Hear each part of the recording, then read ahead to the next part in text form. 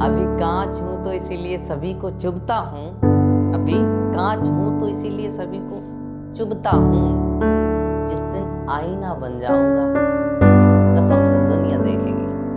बहुत बहुत स्वागत है आपका टीपीएस लर्निंग पॉइंट पे। आज की इस क्लास में आप जानेंगे कांच के बारे में और कांच से आप बनाएंगे दर्पण और दर्पण में आपका दिखेगा प्रतिबिंब और प्रतिबिंब की आप स्थितियों के बारे में जानेंगे, आप उसकी दूरियों के बारे में जानेंगे, कब आपका प्रतिबिंब उल्टा बनेगा और कब आपका सीधा बनेगा, कौन सी दूरी आपकी नेगेटिव ली जाएगी और कौन सी दूरी आपकी पॉजिटिव ली जाएगी। तो चलते हैं वीडियो के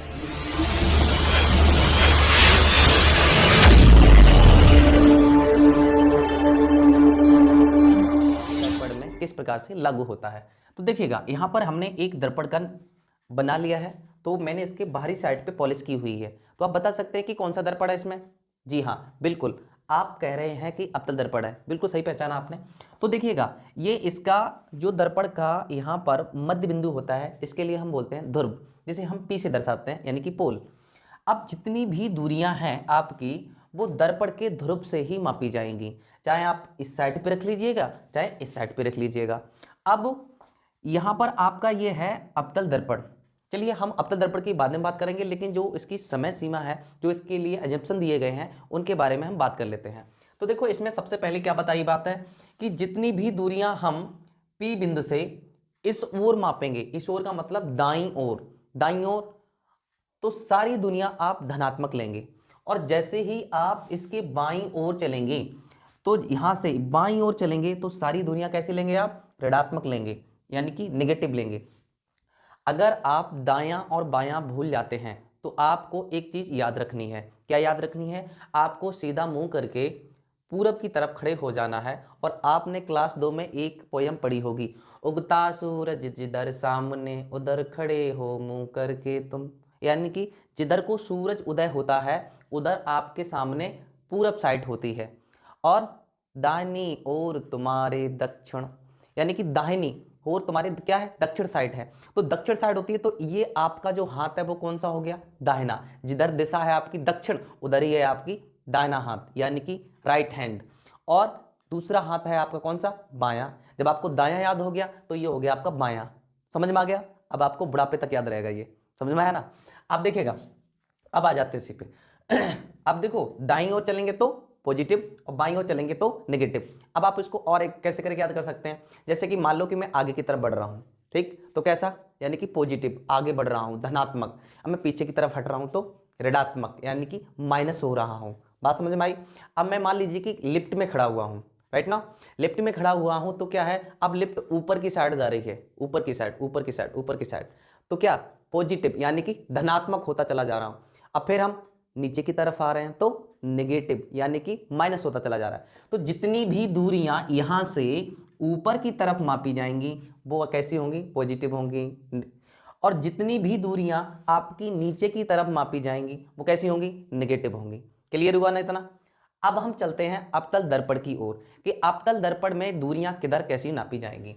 तो देखिएगा, कोई भी दूरी जो है अवतल दर्पण, वो दर्पण के आप बाईं ओर रखेंगे। किधर, बाईं ओर। अब आप खुद देखिएगा ना, जैसे कि इस साइड पे, इस साइड तो इसकी पॉलिश है, बाहरी साइड पे, तो कोई भी चीज देखनी है तो पॉलिश के पीछे आप देखेंगे, पीछे दर्पण के पीछे आप जाके खड़े हो जाइए, आप दिखाई देंगे क्या, नहीं देंगे ना। तो इसीलिए जितनी भी दूरियां हैं वो दर्पण के बाईं ओर रखी जाएंगी, ठीक है। अब बाईं ओर रखी जाएंगी तो यहां से अगर हम बात करें कि इसकी जो वक्रता केंद्र होगी, मान लो कि ये है इसका वक्रता केंद्र C, ठीक है, तो वक्रता केंद्र जो है वो कैसा होगा, पॉजिटिव होगा या फिर नेगेटिव होगा।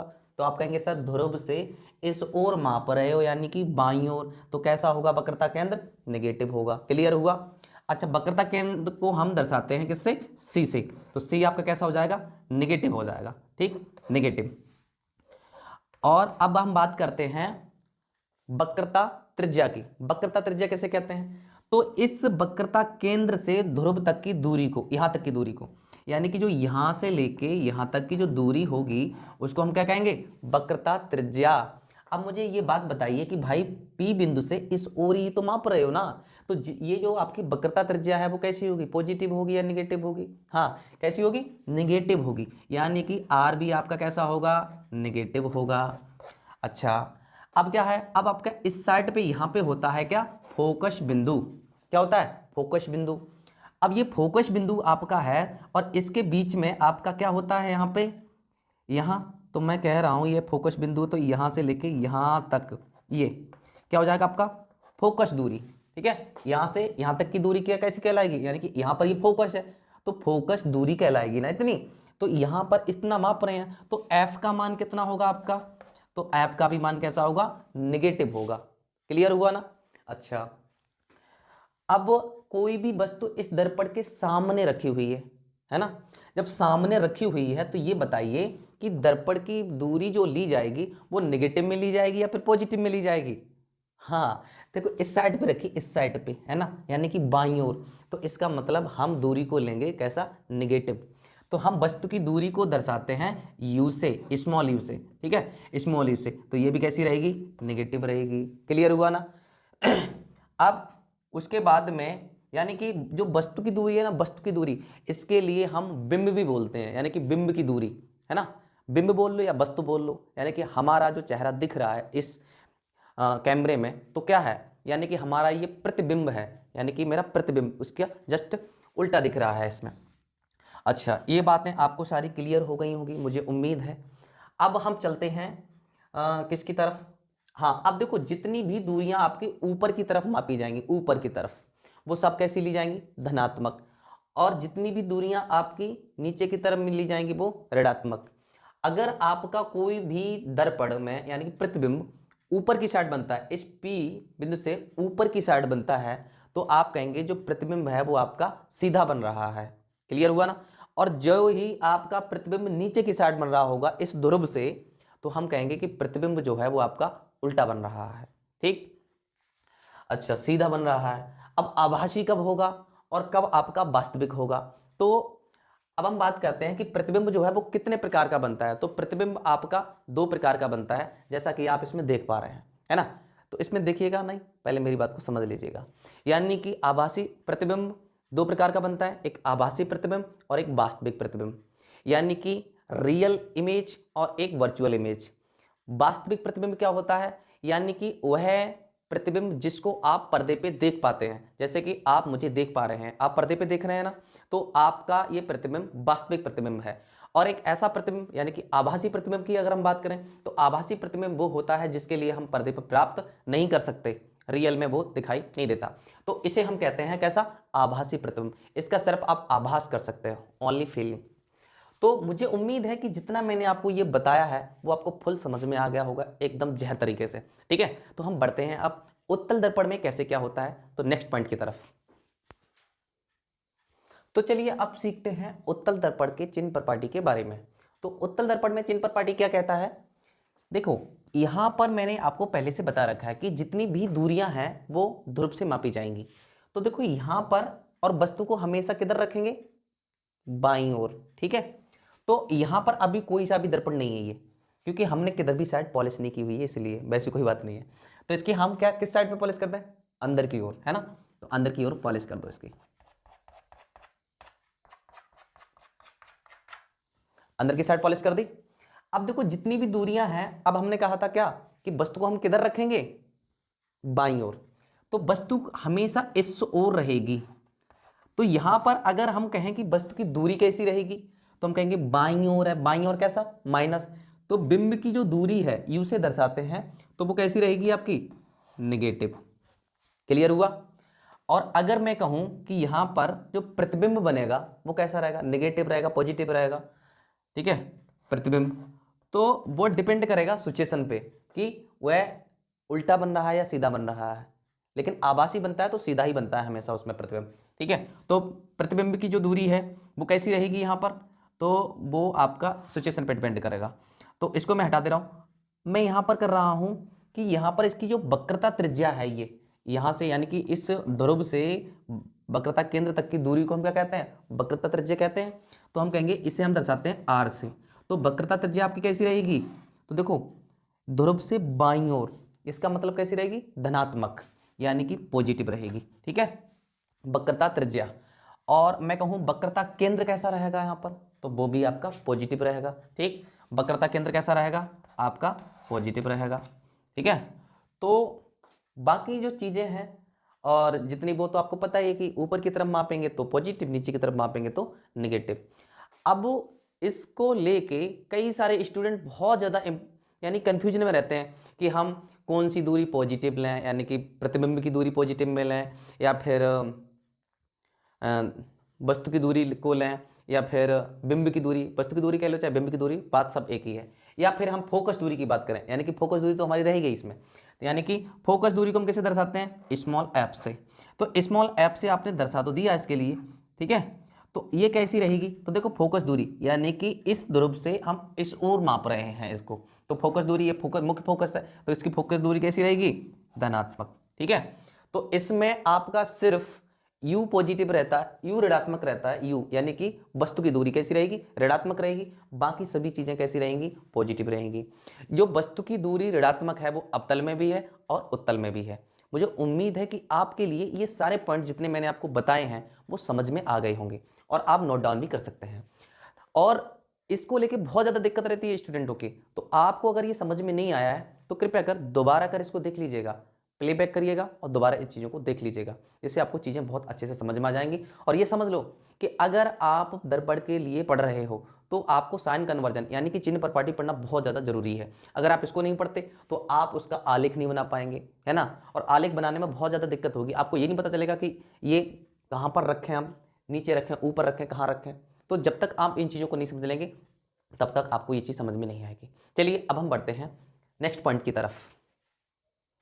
चलिए अब हम जानते हैं आवर्धन के बारे में, यानी कि मैग्निफिकेशन के बारे में।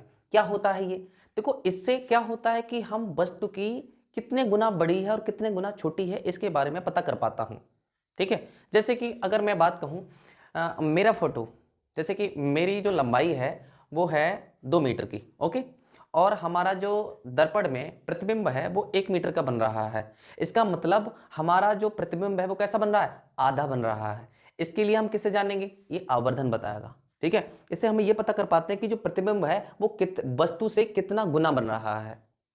और आपकी जो बुक है उसमें क्या लैंग्वेज लिख रखी है, उसने बताया है कि भाई आवर्धन किसे कहते हैं, प्रतिबिंब की ऊंचाई और बिंब की ऊंचाई के अनुपात को आवर्धन कहते हैं। बात समझ में आई ना। यानी कि इसे हम इंग्लिश में कहते हैं मैग्निफिकेशन, इसलिए हम इसे दर्शाएंगे किससे, एम से, ठीक। और प्रतिबिंब की ऊंचाई यानी कि आपकी खुद की ऊंचाई मान लो कि अगर h है, क्या है, h हाइट, h, इसलिए हमने इसे h से दर्शाया है। और प्रतिबिंब की जो ऊंचाई है, आपका जो बन रहा है प्रतिबिंब, उसे हम h डैश से दर्शाएंगे। क्लियर हुआ ना। अब देखो हम ये जो प्रतिबिंब की अगर हम कहें, ये तो ऊंचाई पता चल गई, अब ये रिलेटेड किससे है, दूरी से। तो प्रतिबिंब की दूरी को हम किससे दर्शाते हैं, b से। क्लियर हुआ, प्रतिबिंब की दूरी को किससे, b से। और बिंब की ऊंचाई है तो बिंब की दूरी को किससे दर्शाते हैं, u से। अब u से दर्शाते हैं, लेकिन u हमेशा आपका माइनस में रहता है, चाहे आपका उत्तल में हो चाहे अवतल में। u क्या है, वस्तु की दूरी। तो इसके लिए इसलिए हम इस पे चिन्ह लगा देते हैं, किसका, माइनस का। समझ में आया ना। तो आवर्धन का ये है आपका फॉर्मूला। क्लियर हुआ ना point, thank you, note down. चलिए अब हम बात करते हैं दर्पण के सूत्र के बारे में कि दर्पण का सूत्र क्या होता है। तो अब तक आपने जो पढ़ा वहां पर आप दर्पण का सूत्र यूज करेंगे, कौन सा, 1/f बराबर 1/b प्लस 1/u। इतना ये सूत्र आप यूज करेंगे। इसको हम आपका ब्रैकेट में बंद कर दे रहे हैं और आप भी इसे, बहुत इंपॉर्टेंट है, ब्रैकेट में बंद कर लीजिएगा। f क्या है यहाँ पर, तो हम ये कहेंगे ये है आपकी फोकस दूरी, ठीक, फोकस दूरी है। दूसरी b क्या है आपकी, वो है आपकी प्रतिबिंब की दूरी, प्रतिबिंब की दूरी, ठीक, ये प्रतिबिंब की दूरी है। और u क्या है यहाँ पर, u जो है वो आपका वस्तु की दूरी कह लीजिए आप, या फिर बिंब की दूरी कह लीजिए, ठीक, बात दोनों एक ही है, बिंब की दूरी। तो ये है आपका दर्पण का सूत्र, जिसे आप उत्तल और अवतल दोनों में ही यूज करेंगे, फटाफट लगाएंगे। यहाँ पर एक आपका न्यूमेरिकल दिया गया है, कैसा है, यहाँ पर फोकस दूरी है इसकी 5 सेंटीमीटर दे रखी है, तथा इसका जो वस्तु की दूरी है वो आपकी 10 सेंटीमीटर दे रखी है। अब यहाँ से ये क्लियर होता है कि अगर इसकी फोकस दूरी माइनस की दे रखी है तो ये आपका अवतल दर्पण होगा। अगर यहाँ पर वस्तु की दूरी जो है वो 10 सेंटीमीटर दे रखी है माइनस की, तो देखो हमने आपको बताया था कि माइनस की अगर वैल्यू है तो आपका वो उत्तल में भी होती है और आपकी अवतल में भी होती है, लेकिन जो फोकस दूरी होगी वो माइनस में है, तो वो आपकी केस में होगी, अवतल दर्पण में होगी। तो हमने फार्मूला पढ़ा है अभी क्या, 1/b प्लस 1/u बराबर माइनस का नहीं प्लस का 1/f। ठीक है, अब यहाँ पर क्या करेंगे, 1/b, हमें b का मान निकालना है कि उसका जो प्रतिबिंब है वो कहाँ पर बनेगा और कितनी दूरी पर बनेगा। तो देखिएगा यहाँ पर u का मान कितना रखा है, यानी कि बिंब का मान यानी वस्तु की दूरी कितनी रखी है, 10, तो माइनस का 10 सेंटीमीटर लगाएंगे। क्यों लगाएंगे, माइनस का दे रखा है इसलिए लगा देंगे, यहाँ पर प्लस माइनस आपका माइनस हो जाएगा। अगर यहाँ प्लस लगाएंगे इस प्रकार से आप यहाँ पर माइनस लगा सकते हैं। ठीक है, और बराबर कितना है, 1/f, f का मान कितना दे रखा है, -5, वो इतना पुट कर देंगे आप। अब देखो प्लस माइनस की वैल्यू यहाँ पर कैसी है, प्लस की है ना, तो प्लस माइनस जब भी मिलता है तो कैसे क्या बना देता है, माइनस बना देता है। तो यहाँ पर ये जो वैल्यू है मैं मिटा दे रहा हूँ इतना, तो यहाँ पर पूरा कर दे रहा हूँ माइनस। क्लियर, अब ये जो माइनस की वैल्यू है उस साइड चली जाएगी, तो 1/b बराबर 1/- का f और प्लस का 1/10, इतनी वैल्यू आ जाएगी।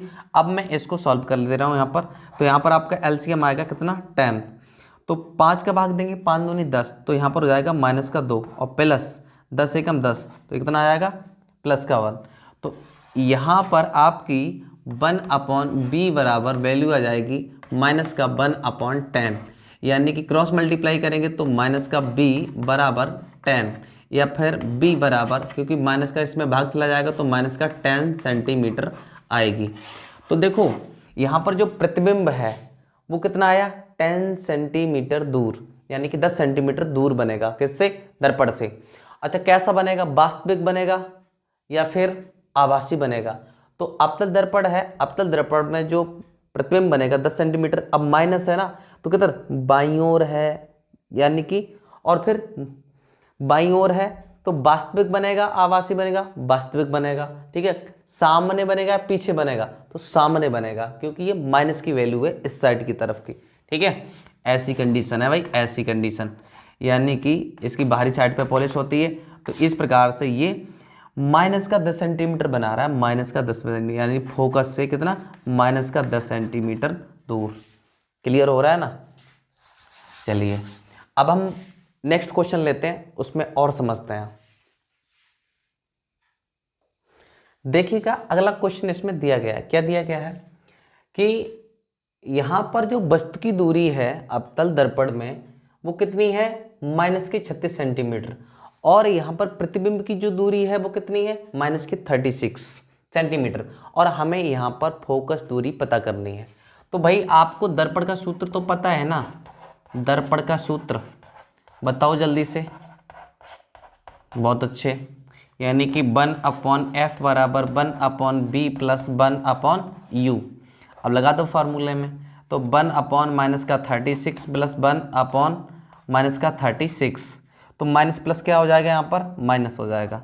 तो यहाँ पर जो दोनों वैल्यू है वो कितनी आ जाएगी, -36, तो आपका एलसीएम आ जाएगा कितना, 36। तो यहाँ पर वैल्यू -1 और -1, ये क्योंकि एक बार जाएगा 36 से कम 36, 36 से कम 36, तो -1 तो यहाँ पर आपकी जो वैल्यू आएगी वो कितनी आएगी, यानी कि 1/f बराबर -2/36, यानी 1/f बराबर 1/18। ठीक है, तो अगर मैं f बराबर निकालेंगे तो कितना आया, -18 आएगा, यानी 2 से काट देंगे, 2 एकम 2 और 2 अट्ठे 16, तो 1/18 आया ना। तो यहाँ पर जो फोकस दूरी है वो कितनी आई, -18 सेंटीमीटर, और लिख दें यहाँ पे। क्लियर हुआ ना। चलिए बढ़ते हैं नेक्स्ट क्वेश्चन की तरफ। क्वेश्चन नंबर 3 आपका ये कह रहा है कि किसी अवतल दर्पण की जो वक्रता त्रिज्या है वो -20 सेंटीमीटर है। तो देखो अगर आपकी वक्रता त्रिज्या दे रखी है तो आपको इसमें फोकस दूरी निकालनी होगी। तो फोकस दूरी का आपको फार्मूला पता ही है, क्या होता है, F बराबर R/2। आपको पढ़ाया नहीं है मैंने, लेकिन आप याद रखेंगे कि जो फोकस दूरी जो होगी वह वक्रता त्रिज्या की कैसी होगी, आधी होगी। तो आप वक्रता त्रिज्या को आधा कर देंगे तो आपकी फोकस दूरी निकल आएगी। तो यहाँ पर वक्र का त्रिज्या आपकी कितनी दे रखी है, माइनस की 20 सेंटीमीटर। तो लगा दीजिए माइनस का 20/2 यानी कि माइनस के 10 सेंटीमीटर।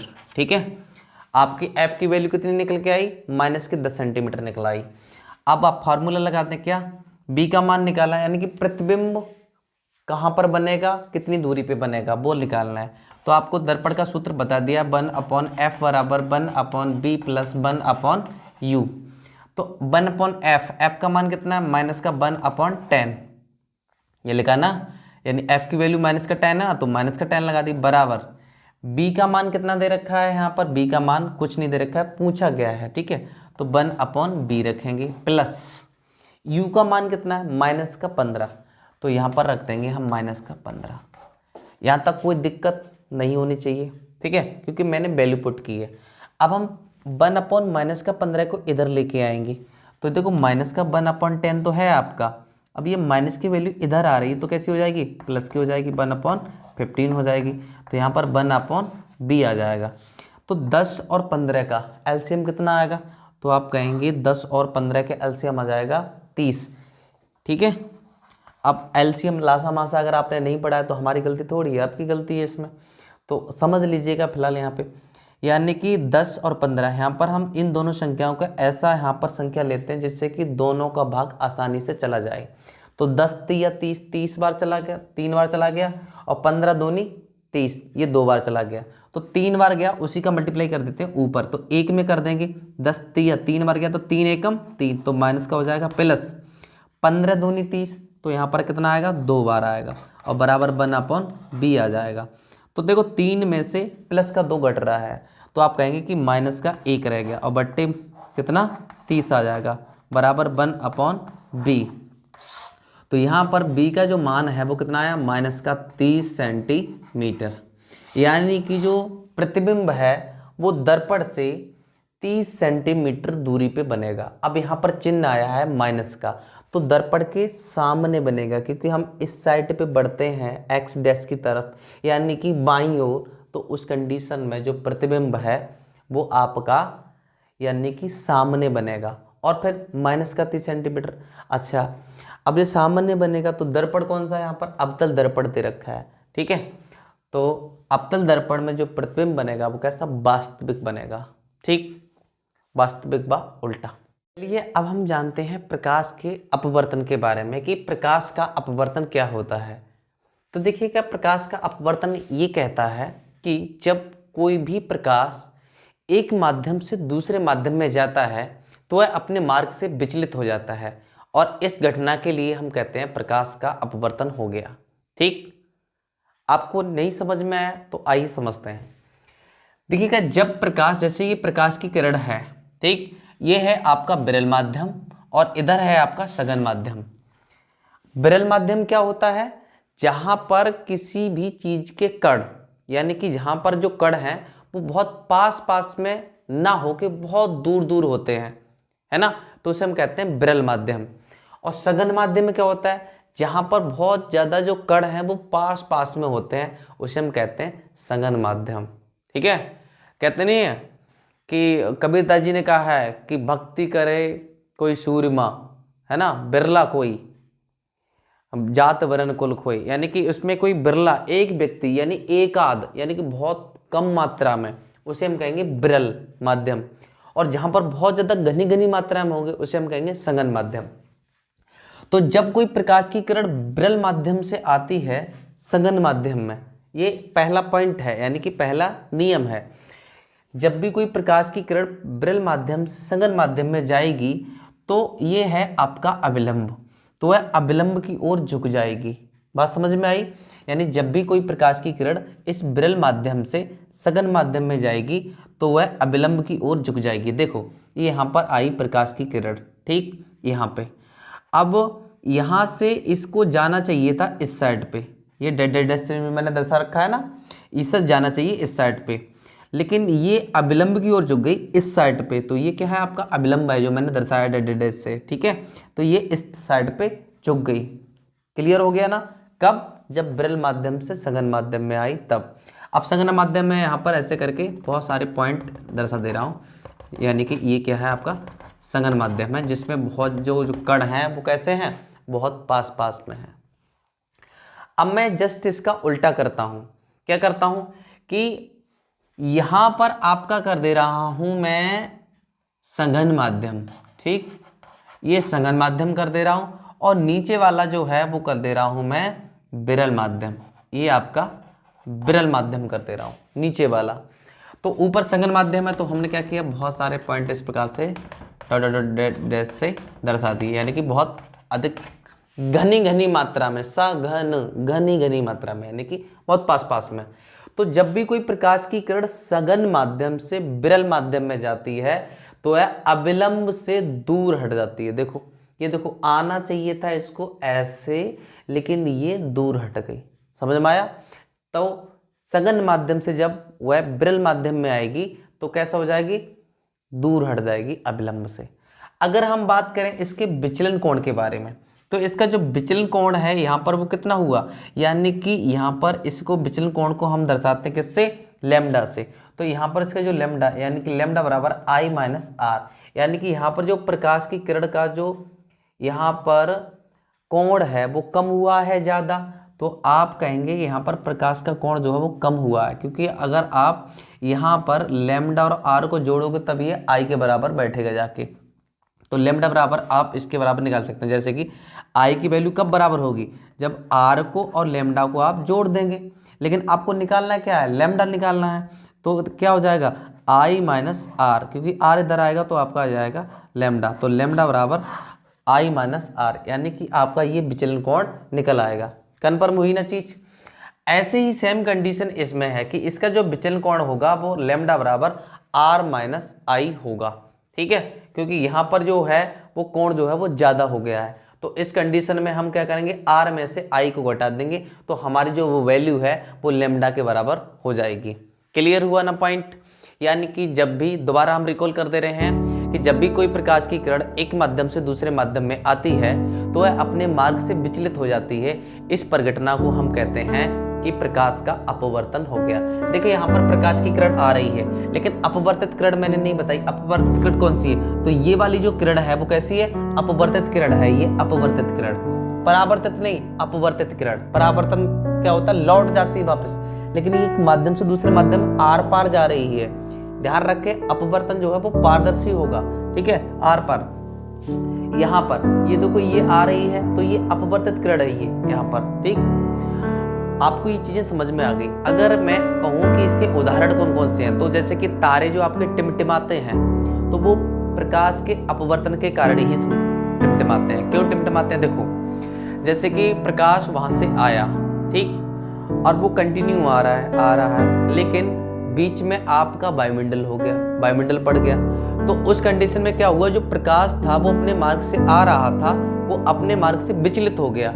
तो आपकी जो आंख तक जो विचलित होके आया तो उसके बाद में वह कम या ज्यादा, कम या ज्यादा, कम या ज्यादा, क्योंकि लगातार उसका अपवर्तन हो रहा होता है। इस कारण से हमें जो प्रकाश है वो बहुत ज्यादा, जो तारे हैं वो टिमटिमाते हुए नजर आते हैं, यही कारण होता है। अच्छा, दूसरा आपको एक और उदाहरण बताता हूँ। जैसे एक कांच का गिलास ले लीजिएगा और उसमें आप पानी भर लीजिएगा और आप अपनी कोई भी पेन उसमें डालिएगा, ठीक, तो जो पेन है वो आपको आधी टेढ़ी नजर आएगी।